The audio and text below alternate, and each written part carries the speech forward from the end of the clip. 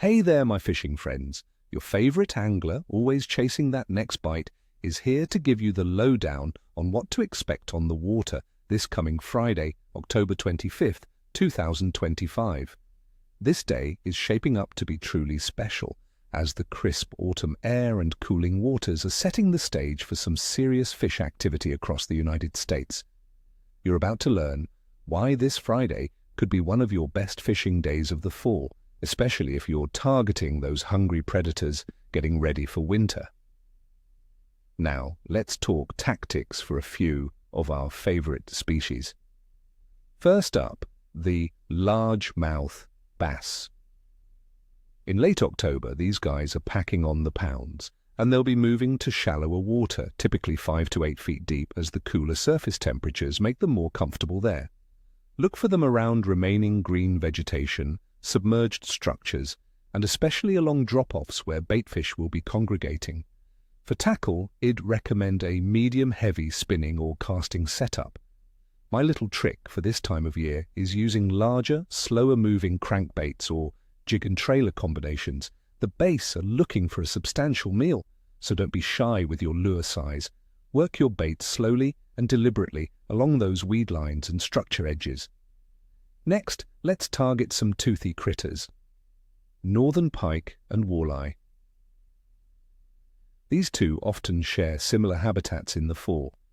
You'll find them active in cooler waters, with pike becoming particularly aggressive as they chase baitfish.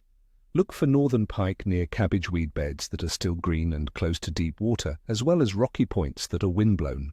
Walleye will also be moving into shallower areas, especially around gravel or sand flats where baitfish might be spawning. For pike, a heavy action casting rod with 50 or 65-pound braid is ideal. Throw magnum-sized inline spinners or large spinnerbaits. They really grab a big pike's attention. For walleye, vertical jigging with minnow-imitating lures or slow trolling crankbaits along those contours and flats will be highly effective.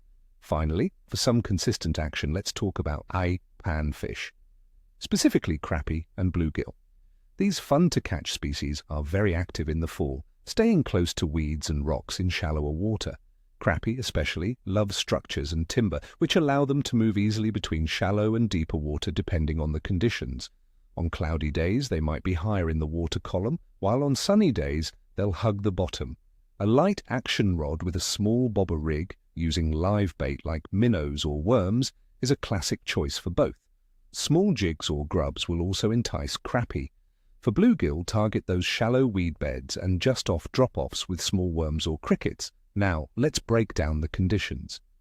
For October 25th, 2025, the overall weather picture across much of the United States looks generally cool and fair. We're expecting daytime temperatures to be in the comfortable range of 55 to 62 degrees Fahrenheit, or about 13 to 17 degrees Celsius, dropping to the low to mid-40s, or 5 to 8 degrees Celsius at night. Precipitation will be minimal for most areas, perhaps a slight chance of light rain in the northwest or southeast, but predominantly dry conditions elsewhere. Winds are projected to be light to moderate, generally from the southwest. Atmospheric pressure should be relatively stable, which often signals a good bite.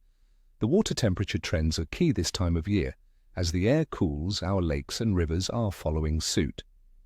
Expect water temperatures in many freshwater systems to be in the low to mid-50s, or around 13 to 16 degrees Celsius.